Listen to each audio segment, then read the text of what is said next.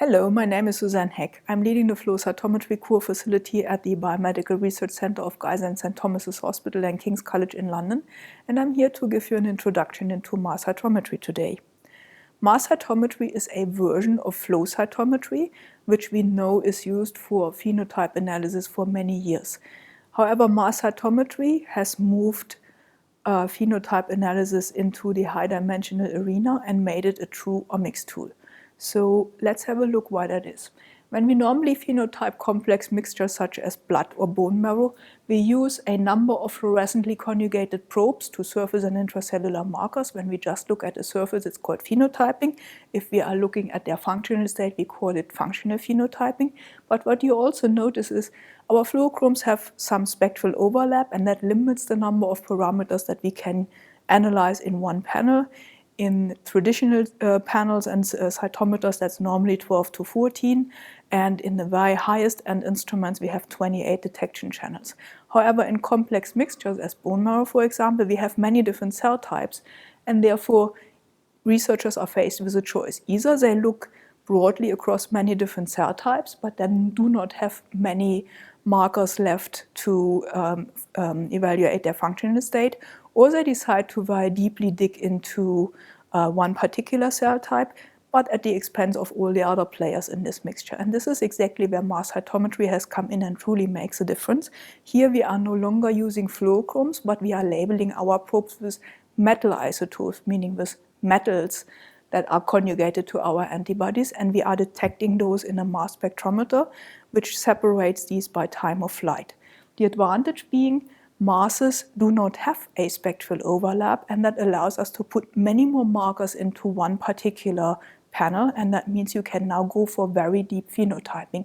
And that also results in high-dimensional data coming out of each one of those experiments, and it will allow us to analyze those data with high-dimensional data analysis tools, as we will see in the end. So let's have a look at this technology in a bit more detail. And I will give you first an overview of the presentation. We will look at the mass cytometry platform and the workflow. We will spend some time on the reagents and the instrument. Then we will briefly have a look at mass cytometry data and how they are analyzed in high-dimensional space. And we will also look at a bit of literature. So the mass cytometry platform consists of three parts. The first one being our reagent system. We are actually using the same antibodies that we are also using for fluorescent flow cytometry, only we are tagging them with metal isotopes. And this results in metal conjugated antibodies, and we are also using metal isotopes to label DNA, RNA, and for example, also if we want to barcode our sample, that is possible. And currently, we have around 50 tags available at our disposal, most of them coming from the lanthanide family. At the moment, there is only one worldwide supplier of such reagents, and despite the fact that the catalog now contains hundreds of different reagents, the repertoire is nonetheless limited, and you very oftentimes end up making your own metal conjugated antibodies, and I'll show you in a bit further down the line how that is done. The second part of our mass cytometry platform is obviously the instrument, and what you are seeing here is a picture of the latest generation of mass cytometer called a Helios, and it's based on a mass spectrometer. Mass specs have been around for a long time, and they are used to, for example, analyze trace element contaminations in complex mixtures. But this particular instrument has obtained a modified front end and allows us to introduce cells. When the technology came out the first time, the instrument was called a CyTOF, meaning a cytometer running by time of flight, TOF, and many people use this term also nowadays. Mass cytometry works with an argon plasma. This particular instrument has 135 detection channels, so we can add quite a few more tags if we want to and can. But there are a few differences to a flow cytometer, for example. Given that it runs on a very hot argon plasma, it destroys the cells that are introduced in it, so that also means you can't sort them, you can't isolate them after all. And we also are not getting a so-called scatter profile that allows us and see the cells. We need to apply a few tricks to make them visible. The good news is we are obtaining a data format called the FCS standard format that we are used to from flow cytometry, and that also means we can apply the same kind of data analysis tools overall as we do to fluorescent flow data. but we are now looking at marker panels of 30 to 40, and that means traditional Boolean gating is not really giving us sufficient information out of our data set. And therefore, the third part of our platform are the high-dimensional data analysis tools, where we can have unsupervised clustering or dimensionality reduction approaches to analyze these data. I have listed a few of them here. There are many more out of there, and in the end, we will have a closer look at Wissner and Spade. For you as a user, it means that to analyze such an experiment, you oftentimes want to engage with a bioinformatician or learn how to do this yourself, and there are training programs available now. So before you as a user start to run a mass cytometry experiment, you will have made a clear experimental plan, have designed your panel, have assigned metals to each probe, have eventually conjugated yourself, had a chat with a bioinformatician on how to analyze your data. And once all of that is clear and present, you will start to label your cells. So on the left-hand side, you will see our labeled cells, the gray balls with the sticking out metal conjugated antibodies, and these are then introduced into our apparatus. The first thing that brings the cells into the mass cytometer is called a nebulizer. That looks like it's a glass structure that looks like a little spray pistol, and our cells in water are introduced via the nebulizer into the apparatus, and the nebulizer produces an aerosol of our cells. They are then migrating down the line in our interconnected structures until they end up in an argon plasma. The argon plasma has an average temperature of 7,500 Kelvin, and it atomizes and ionizes all our cell components. So what we are having at the end here is an ion cloud. The ion cloud consists out of everything that we have put in as tags in the beginning, as well as all the elements that our biological matter is made of. In the further course of the apparatus, meaning the cytometer, these ions are filtered further. Some low masses and some unwanted elements are removed. And at the end, we are left with the tags that we have added to label our cells from our panel of antibodies. And these are then introduced in the detection chamber, the time of flight or TOF chamber, where they are separated by their mass to charge ratio. Lightest masses arrive at detector first, the heaviest arrive last. And from each cell that is introduced, we are obtaining a so-called mass fingerprint or mass spectrum. So you see down here on the left-hand side 3 different color peaks corresponding to different masses, and each mass corresponds to one particular antibody probe. And these events are then integrated up, put into an FCS data file that we can then further on analyze. Okay, let's have a look at the reagents that we are working with. We are working with isotopes, and this is a periodic table, and highlighted in orange is the main tag group. So these are our lanthanides or rare earth metals. And when you look at the highlighted elements, they have names on it, obviously, or abbreviations to be more precise. Let's say GD for gadolinium, TB for terbium, ER for erbium, and then there are numbers on them. Each number corresponds to the number of naturally occurring isotopes. So when you, for example, isolate terbium in nature, there is one single isotope available. When you isolate gadolinium, there are 5 different isotopes available. And for mass cytometry, each one of those isotopes has been separated by in their mass. So we have 5 different gadoliniums with 5 different masses available that we can use. And therefore, out of those 13 elements, we are ending up with 37 different usable tags. You see up here in the periodic table of elements, we have made use of a couple of other elements that also are good for us to use.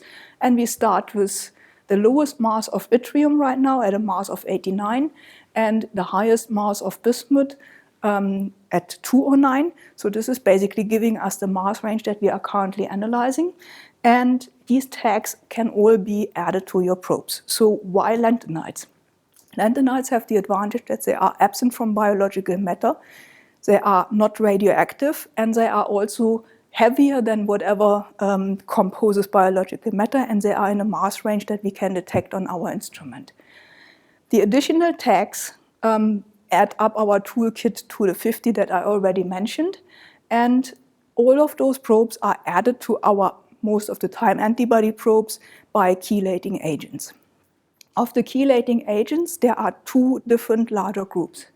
The commercial antibodies that are lanthanide tagged are all using a polymeric linker. So we are seeing an antibody molecule that is covalently bound to a polymer chain that is loaded with different metals. Each one of those metals is basically one pure metal isotope with one defined mass. So let's say this has mass 150 conjugated to CD45. And shown here is the structure of such an element, and I would like to point out two particular entities. There's a so-called maleimide linker. This maleimide linker is later on used to conjugate this loaded polymer to your antibody, and this is basically one part of the chelator, and there are a number of repeats to that. Commercial antibodies use a polymer called the X8 polymer, which has 22 such repeats. That means you can at most pack 22 isotopes per polymer chain. And on each antibody, we can conjugate 3 to 4 such polymer chains, and that leads us to something around 80 different isotopes per antibody as our label.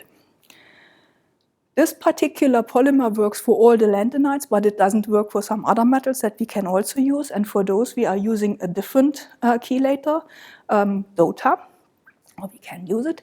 And the DOTA has the difference that we can bind one single metal isotope per molecule, and we can normally bind 3 to 5 such DOTA molecules per antibody. That means we have less metal labeling density, meaning the reagents that are resulting from those are less sensitive and they are good for highly expressed antigens or things like barcoding.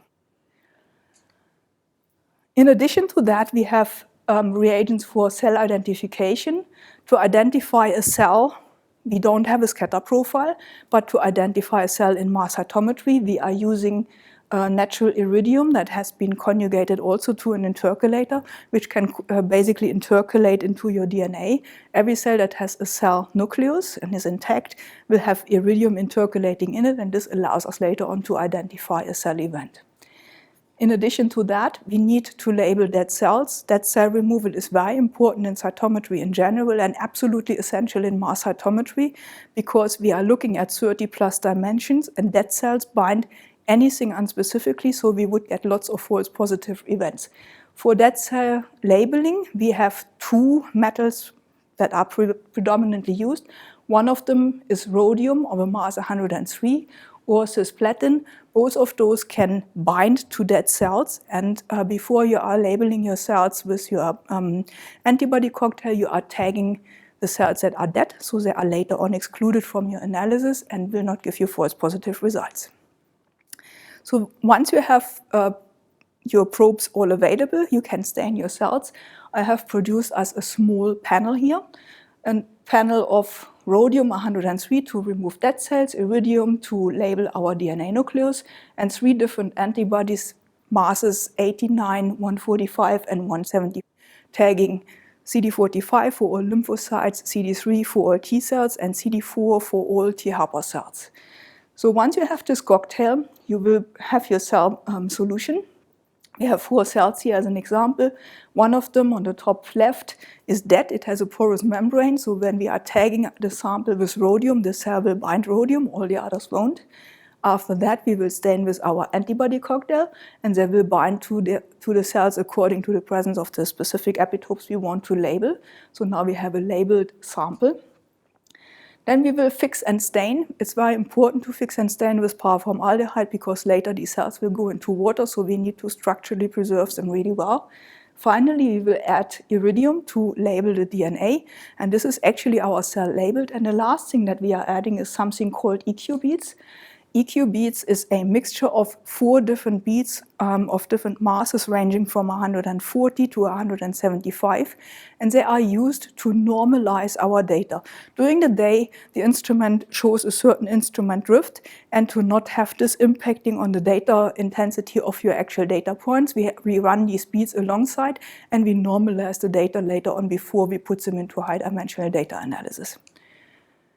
The next thing that we need to then look at is how our cell migrates through the instrument. So I'm showing you the passages, the stages of passage in a mass cytometer.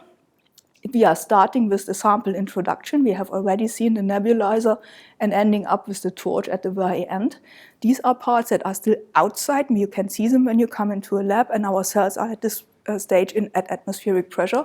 We are now moving them into the instrument, and we are moving them into deep vacuum in that process. Initially, they come via a number of cones into the focusing and ion filter part of the instrument. Here we remove some unwanted particles and also focus them. Once that has happened, they come into the TOF chamber, and finally the data that have been detected at the detector are amplified and stored as an FCS data file. Okay, so let's have a look at all of them in a bit more detail. First, we are looking at the sample introduction part. In the modern cytometers, the modern mass cytometers, we have a sample introduction port. Our samples are put into water and then they are pressurized by argon gas, migrate through a sample line into the nebulizer at a relatively low speed of only 30 microliters a minute. And that also runs at as a density of 500,000 cells roughly. So we do not introduce many events per time. This is one other very big difference to flow cytometry. Mass cytometry is quite slow. In flow cytometers, you normally run dozens or hundreds of samples within a day. Here we are rather talking about 8 to maybe 12 samples a day. Once our cells are migrating into the sample line, they come into the nebulizer, this little spray chamber that produces an aerosol.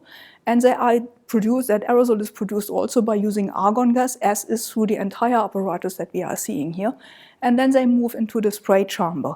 In the spray chamber, the cells are dried down a little bit, and our cloud is also reduced and narrowed down a bit more before they move on into the torch and into the argon plasma.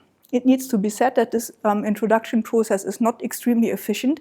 You lose around 50% of the cells that you are introducing. So for every million events that you are introducing, you shouldn't expect more than 500,000 data points. Finally, when our cells have reached the argon plasma, they are very quickly vaporized, atomized, and ionized. So within the torch, we have an argon plasma, and I will show you in a minute a real-life picture how that works. Before you actually run your sample, the plasma needs to be started and stabilized, so don't get a shock about too much of the detail. So what you are seeing here is a real-life picture of a torch. The very end of this torch will be enclosed by a so-called RF float coil. And when you start the plasma, argon gas begins to flow. There is an ignition pin that produces an initial ignition, but then the plasma is self-containing because this RF float coil produces a high radio frequency field that basically induces the argon gas to form a plasma, a stable plasma. In real life, it looks like that. So we are seeing here the end of a torch. This is the argon plasma, and you can see here how this argon plasma and also your ion cloud moves down, because what you are seeing here is already the next part. This is the so-called sampler cone, and this is what sucks in your ion cloud into the instrument and brings it then into, begins to bring it into a vacuum. So the ion passage, to orientate you again, we are here having your RF float coil. We are having here our ion cloud. And this is basically the first part, basically that takes your cell in. That's the so-called sampler cone. And behind that are two more cones, meaning metal structures that suck in your sample. They are called a skimmer and reducer. In real life, they look like this and like that. They are basically right next to each other. And together, they cool down the sample and they reduce the pressure from atmospheric pressure, where it comes from, to 10 to the minus 4 bar about, and bring your samples that way into the apparatus. Why are we producing a vacuum? Later on, we want to measure the masses of each of our particles, and we would like to be sure that the trajectory of these particles to our detector is reproducible. So what must not happen is there must not be any other molecules about there where our ions can actually bump into, and such other things could eventually be the molecules coming out of air. So we are working in vacuum so we can have an actual accurate TOF measurements. Finally, after we have moved through all of our cones, again to orientate yourself, we are now entering the ion filter optics. The first thing is our optical lenses. They will turn all the charged particles in a 90-degree angle, and all the uncharged items, uncharged ions, as well as any photons that have entered are removed, so they are not producing a signal. Whatever is left of our cloud is now making it into the high-pass ion optic also called a quadrupole filter. Right now, we have all ions that basically make our cells, our antibodies, as well as the tags. They have, however, different masses. In this quadrupole filter, we have 4 metal rods, and between those metal rods, we have applied an electromagnetic field. And this field induces our ions to oscillate, meaning they will begin to swing. Heavier ions make it through this high-pass ion optic to the other side. Lighter ones swing a bit more, and at some point in time, they are making contact with the oppositely charged pole and are removed. After that, we only have certain masses left, and we can actually, by tuning this electromagnetic field, you can actually choose what masses make it through. In our case, we are starting to detect masses 89, and that our measurement range is a bit wider. So now we have basically left only the tags that we have added to our probes. These tags are then introduced into the TOF chamber.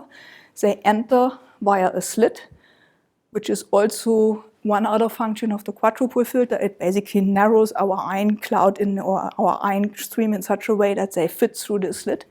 And all the ions that are basically coming from our previously tagged probe are now making it into this particular part of our instrument. Here we have very high vacuum. Every 13 microseconds, a portion of ions is thrown in, and then it basically migrates along the trajectory, first down and then up, or regulated by charge, until they are hitting the detector. Initially, we have a mixture. At the detector, they arrive in the order of their masses, because the ions that we are bringing in have the same charge, so the difference between them is their weight. And lightest ion travel the fastest, so they arrive at the detector first. In our example, that would be the 89 corresponding to CD45. And the heaviest mass would be iridium, 19193, so that would be our nucleus. The detector counts for a given amount of time each one of those masses. The next one arrives and it integrates those counts up, and so on and so on. So when we have, for example, 2 different cells, let's say the first one has bound CD45, iridium and rhodium, so this is a dead lymphocyte, then a dead leukocyte, sorry. This is a cell that we later on will exclude from our analysis. The next one has positive signals for DNA, 45, 3, and 4, so this is a live T cell, a live helper T cell to be more precise, and this is something that we later on want to analyze. So at the end of this, we have mass fingerprints, and all the intensities of these peaks are integrated up and put into your FCS data file. So when you come into the mass cytometry facility and your data are running, you will not see any dot plots as you might see it in a normal traditional flow core, but you will see something like this. This is referred to as a rain plot. On the x-axis, if you so want, on top, you will see all the masses that have been acquired open. If we have had a CD marker in one of our channels attached, it will be noted. This is done by your facility. And on the y-axis, you have the number of pushes, meaning how many ions have been pushed into the TOF chamber at a precisely given amount of time. You will also notice that there are some areas where you have densities showing up, and each one of those areas actually corresponds to a cell event. Down here, we are seeing the traces for iridium 191 and 193, so that means there has been a nucleus, and that means this has been a cell. Everything that lines up with the iridium is considered the markers of this particular cell event. In here, you will notice we have CD45, CD3, and CD4, so this has been a T helper cell. In the line below, you notice, for example, there is no CD4 expression, and there's no signal for CD4, so this hasn't been a T helper cell, but this might have been something else. In between, you will also see that there is a little bit of signal, for example, in this channel, 138 barium. This is background, and barium is present in almost all samples. It comes from many different sources. It shows up in our mass range. Barium can come from soap, it can come from glassware, it can come from any of the buffers or your self-freezing medium, but this amount of background is completely acceptable, and it will later on not have an impact on our data.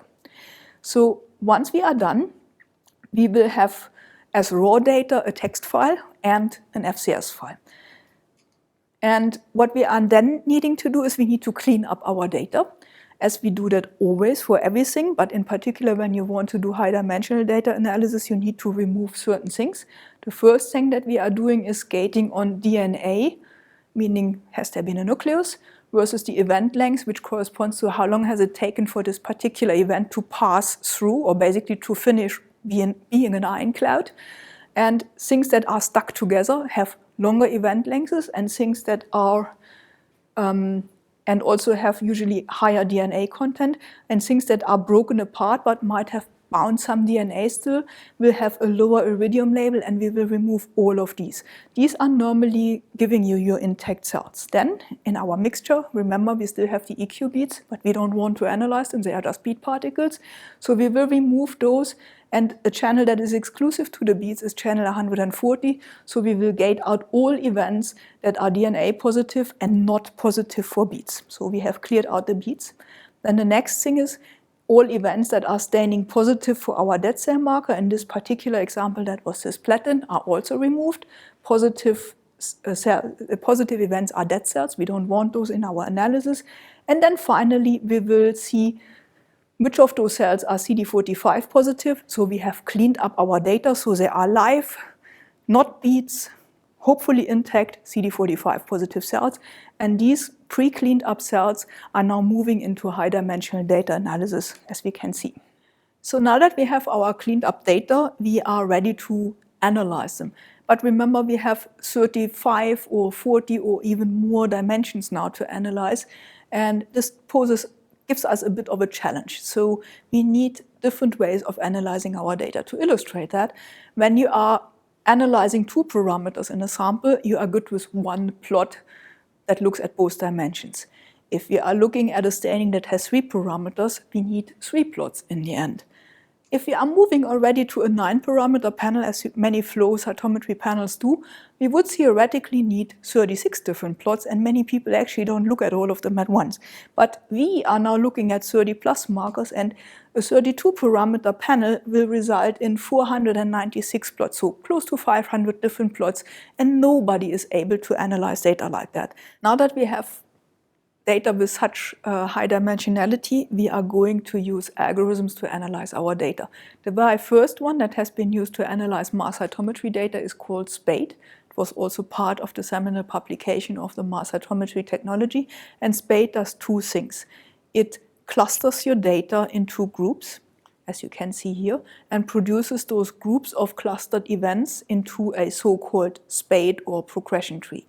Before doing so, it does something called downsampling. So let us assume you have 250,000 of events of a complex mixture with 33 markers. There will be some populations that will be very frequent, and others, like for example stem cells in bone marrow, that are very rare. To not drown out the rare cell populations in the big ones, we are removing from those a couple of events and put them to the side in a basket. The downsampled part of sample is then used to look at how similar are the expression patterns on the remaining cells using all of our 30-some markers that we have in our panel. This will result in a distribution that looks like that. So let us assume this bit here, this branch here, are our T cells. They are relatively far away, let's say, from our B cells, which are also not related to each other. And inside the T cell branch, we have a population over here. Let's assume these are our CD4 T cells, our T helper cells, and a subset thereof also expresses a marker called CD45RA, making those into a group of naive T cells. So when you spin this further with 30 plus dimensions, you will get quite a number of different groups of cells that are then depicted in a SPADE tree in form of a node. And the closer these nodes are to each other, the more related the cells in this individual node are to each other. The further away, the less related they are. Finally, we take all the data that we have initially put to the side back and put them back into our now produced SPADE tree so they can distribute according to their density.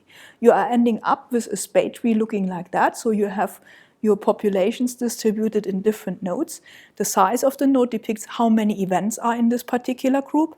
And when you look at the next one, the intensity of the SPADE node, this depicts the expression level of a particular marker. So in this first paper that came out, the group around Sean Bendel has taken human bone marrow, has stained it with a total of 33 different markers, out of which 13 are surface markers. And on top of that, the bone marrow had been stimulated in the presence or absence of a number of inhibitors to elicit signaling, in particular here down the phosphosignaling pathway. So we have 18 functional and 13 surface markers. This number of markers was absolutely impossible until that moment, and it will allow us to do a few things that were not possible before. So let's first of all look at the surface markers. The surface markers have been used to reproduce the known lineage relationships in bone marrow. And we know that there are stem cells, they are sitting quite high up in the tree, and we have our lymphoid branch, T cells, B cells, and K cells. We have our myeloid branch with the monocytes, the dendritic cells, and down here as an almost separate group we have our red blood cells. What you are seeing here is basically the reconstructed bone marrow developmental hierarchy highlighted by the marker CD45. CD45 is expressed on fairly much all of those cells, but at different expression levels, except for our red cells, they are negative for CD45. So blue cold means low expression, red hot means high expression. If you are looking at a different marker, for example CD3, you will see this highlighting up the T cell part of the branch, and it is pretty much absent almost everywhere else. So this is how a sprayed tree looks like. Then this has been 13 markers, so theoretically you could have done the same thing with normal fluorescent flow cytometry, but we still have lots of channels left. So now the next thing we have been doing is looking at 18 different signaling markers, and I'm showing you one example here. We are looking at the signal called a phosphorylation event on phospho-ERK, an intracellular signaling molecule, which you can stimulate with PMA ionomycin. PMA ionomycin is a stimulus that activates pretty much every single signaling pathway in your cell. So all of the cells are highlighting after stimulation with PMA ionomycin. When you, on the other hand, stimulate via the B cell receptor, BCR, only the B cell branch will light up, while all the other cells in your bone marrow stay silent. If you then add an inhibitor, dasatinib, this will inhibit back the signal on your B cells, while it doesn't do anything for PMA ionomycin because it's not a specific inhibitor for this particular branch, but it inhibits the B cell receptor. So why is this so great? This is only one example, only one signaling molecule, but you can look at all the different cell types in bone marrow at the same time. So you can do systems analysis for the very first time. And if you are imagining that you want to stratify patients or you want to develop a drug, you have for the very first time the chance to do an unbiased analysis and look at every player in the field all at once, and maybe then later on narrow down to the few markers that you want to characterize further. So this was done with SPADE. The second algorithm that is fairly widespread is called Wissner. And Wissner does not do clustering, it does dimensionality reduction. So every cell basically stays in the mixture. It's not basically put into small groups. But the very first thing here that happens is it looks at all the markers and it calculates how similar is each cell to the other neighboring cell, and then puts them down into a two-dimensional space. So what you are getting is something that looks very much like a very big two-dimensional dot plot. To give you an idea how a Wissner plot looks like, let's go a bit further. So first of all, we start with something familiar. This is a two-dimensional dot plot, and we have gated in our CD8 positive cells over here. If you depict this alongside all the other events and markers in a Wissner plot, you get a map that looks like that. You will have TISNE1 and TISNE2 as axis markers, and you will see groups or islands of cells that are more or less close to each other. You can highlight the expression of CD8 again as you could do it on the SPADE plot, and you can see this group here is positive for CD8, and they form a separate island in this particular sample. Different other islands are not positive for CD8, so they won't light up. You see all of the cells in your mixture depicted into different islands, and how these islands look like and how many there are depend on the sample and also how many markers you have used. It has to be said for SPADE and Wissner that every time you run these algorithms, they produce a different tree or a different spate map. So this is not reproducible in its outlook. It is reproducible in the readout of the total frequencies, but how these islands are distributed or how your tree looks like is not reproducible. In case of Wissner, as long as you run 10, 20 samples together at the same point in time, all of those will fall into the same Wissner map, so you can at least compare alongside there. But to be honest, most people that are wanting to extract real data out of that take the data coming out of the Wissner algorithm and put them into a heat map where they compare expression levels of certain parameters versus particular patients or particular treatments, and this makes it much more manageable. To give you an example how this has been used, this particular group has been analyzing patients with suffering from aplastic anemia, and these people get treatment with immunosuppressive drugs. So they have found a marker in the T regulatory cells, and T regulatory cells are characterized by expressing CD25, the transcription factor FOXP3, and not expressing CD127. So this is just a proof that we are truly looking at the T regulatory cells in the sample. And then we have compared this in our different patients groups. So our control group were healthy donor cells. You can see on the last column here, this is focusing on our regulatory C cells, and you might see that there are two different nodes or groups. Healthy donor cells have a lot of what was referred to as T regulatory cells B. They had all of the markers in here and then a couple more. And they have very little of what is referred to as T regulatory cells group A. Responders that are not patients that are not responding to treatment have literally no Treg Bs, lots of Treg As, while those patients that originally also looked like that but are responding to the drug begin to shift more and more towards a healthy phenotype and develop more and more of the T regulatory cells B. The panel to analyze this contained a total of 37 markers, and this phenotype, or also this biomarker, has been stable, so this has been reproduced, and the group could identify a new biomarker, a predictive biomarker for treatment of their patients. This is something that has been also a hallmark of high-dimensional cytometry or mass cytometry. It has allowed us to identify biomarkers much faster because we take an unbiased view on our entire data set, and we can then hone down on those that are really specific. To identify finally the cells that are truly of interest, not even 10 markers were needed out of the total mixture of 40. With this, I hope I could explain you how mass cytometry works, how to set up an experiment, and also what the power of this technology can do for your research. If you would like to learn a bit more about it, there is a wealth of literature, many review articles, but also a good book coming out of the group of Gary Nolan at Stanford University, where mass cytometry has actually started. And below that, I have listed one of the quite a few review articles on high-dimensional data analysis, and it gives you an idea of how to process high-dimensional cytometry data, which is quite important, as you might agree. With that, I would like to thank you and goodbye.